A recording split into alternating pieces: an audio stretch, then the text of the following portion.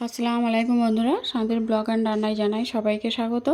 প্রতিদিনের মতো চলে এসেছি আপনাদের মাঝে আর একটা রেসিপি নিয়ে। আজকে আমি করে দেখাবো আলুর পরোটা। খুব সহজ এবং খুব কম সময়ের মধ্যে এই রেসিপিটা আপনারা তৈরি করে নিতে পারবেন। আর এটা আপনারা সকালে ব্রেকফাস্টে এবং অফিসের টিফিনে এটা দিতে পারবেন। তো চলুন, আমি এখানে আলু নিয়ে নিয়েছি 5টা। এটাকে খোসা ছাড়িয়ে ভালো করে ধুয়ে নিয়েছি। আর এরপর আমি এটাকে একটা প্রেসার কুকারের মধ্যে দিয়ে দিলাম, সেদ্ধ করে নেব। প্রেসার কুকারের মধ্যে আলুটা দিয়ে দিয়েছি, একটা সিটি দিয়ে নেব। আর এদিকে আমি ময়দাটা মেখে নেব। আমি এখানে নিয়েছি 3 কাপ ময়দা। ময়দাটা আপনারা আপনাদের প্রয়োজন অনুযায়ী নেবেন। এরপর আমি এখানে দিয়ে দেব স্বাদ মতো নুন, আর দিয়ে দেব সাদা তেল। আমি এখানে 3 চামচের মতো সাদা তেল দিয়ে দিয়েছি। এরপর আমি এগুলোকে হাত দিয়ে ভালোভাবে শুকনো উপকরণগুলো আগে মেখে নেব। তো এটাকে আমি হাত দিয়ে খুব ভালোভাবে মেখে নিয়েছি।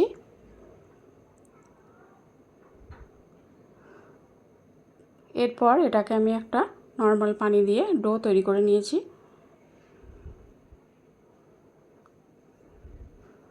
তো এটাকে আমি রেস্টে রেখে দেব 10 মিনিটের জন্য। একটা প্লেট চাপা দিয়ে 10 মিনিটের জন্য রেস্টে রেখে দিলাম। এদিকে একটা কড়াই বসিয়ে দিয়েছি, কড়াইটাকে খুব ভালো করে গরম করে নেব।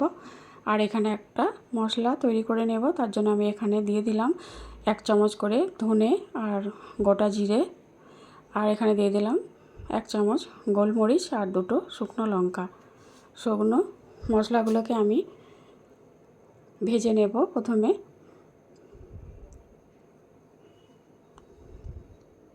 তো এটা আমার ভাজা হয়ে গেছে, এটাকে আমি ঢেলে নেব। আর এদিকে আলুটা সেদ্ধ হয়ে গেছে। আলুটা সেদ্ধ হয়ে গেছে। এরপর আমি আলুটাকে একটা ম্যাশার দিয়ে ম্যাশ করে নেব খুব ভালো করে।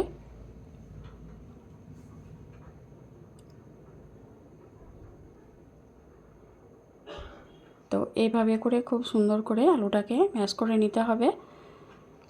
তো দেখুন, আলুটাকে আমি ম্যাশ করে নিয়েছি। এরপর আমি এখানে কিছু মশলা দিয়ে দেব। দিয়ে দিলাম 1/2 চামচের একটু কম হলুদ গুঁড়ো, 1/2 চামচ লঙ্কার গুঁড়ো, 1/2 চামচ জিরে গুঁড়ো, স্বাদ মতো নুন। আর এখানে যে মশলাটা আমি তৈরি করেছিলাম সেটা মিক্সারে গুঁড়ো করে নিয়েছি, সেটা আমি এর মধ্যে দিয়ে দিলাম 2 চামচের মতো।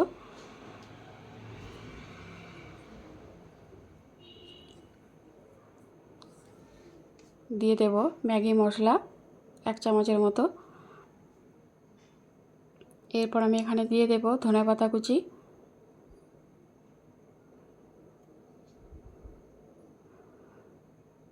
এরপর সব উপকরণগুলো দিয়ে আমি আলুটাকে এইভাবে মেখে নেব। হাত দিয়ে খুব ভালোভাবে মেখে নেব।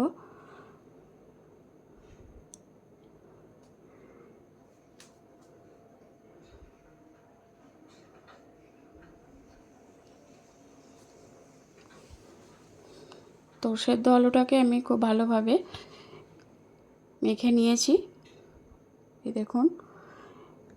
এরপর এর থেকে কিছুটা আলু নিয়ে এভাবে করে আমি বলের মতো করে শেপ দিয়ে রেখে দেব। এরকম ছোট ছোট বলের আকারে তৈরি করে নিচ্ছি প্রথমে।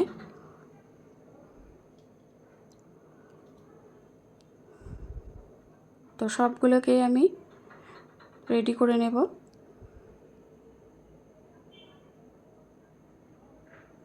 তো সবগুলো রেডি করে নিয়েছি দেখুন। এরপর আমি ময়দাটা মেখে রেখেছিলাম। ময়দাটা 10 মিনিট পর ফিরে এলাম। দেখুন অনেকটাই সফট হয়ে গেছে।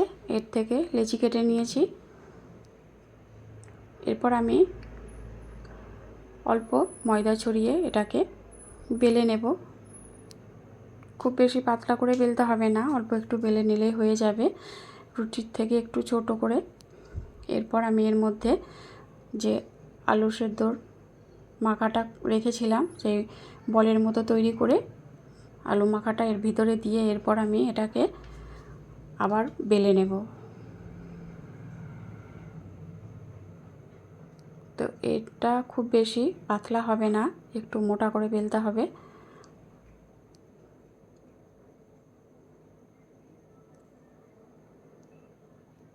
তো দেখুন ঠিক এরকম হবে, এর থেকে বেশি পাতলা হবে না। তো এরপর আমি সবগুলোকে বেলে রেডি করে নিয়েছি। আর এদিকে একটা ফ্রাই প্যান বসিয়ে দিয়েছি এগুলোকে ভেজে নেওয়ার জন্য। তো ফ্রাই প্যানটা গরম করে আমি দিয়ে দিলাম। তো পরোটাগুলো ভেজে নেব। তো এইভাবে একটু লাল লাল করে উল্টে পাল্টে এটাকে ভেজে নিতে হবে। তো দু পিঠ আমার ভাজা হয়ে গেছে। এরপর আমি এখানে দিয়ে দিলাম ঘি। আমি এখানে ঘি দিয়েছি, আপনারা চাইলে এখানে বাটার দিতে পারেন বা সাদা তেল দিয়েও এটা ভাজতে পারেন।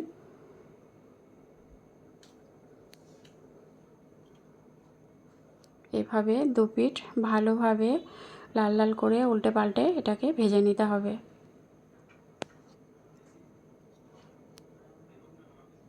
তো বাকিগুলোকে এভাবে করেই ঠিক ভেজে নিতে হবে।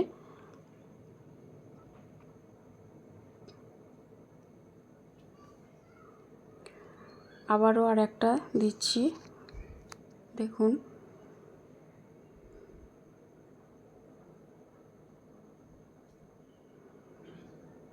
তো বানানো খুবই সহজ আর খেতে তো দুর্দান্ত লাগে। সকালে ব্রেকফাস্টে বা অফিসের টিফিনে এটা তৈরি করতে পারেন।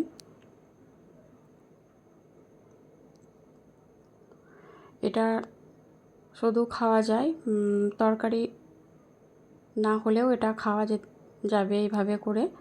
আর যদি কারোর ইচ্ছে থাকে আপনারা ঘুগনি দিয়ে আলু তরকারি বা মাংসের ঝোল দিয়ে এটা খেতে পারেন। তো দেখুন সবগুলোকেই আমি ভেজে নিয়েছি। আর দেখুন একটা ভেঙে দেখাচ্ছি, খুব সুন্দর হয়েছে। তো কেমন হয়েছে জানাবেন।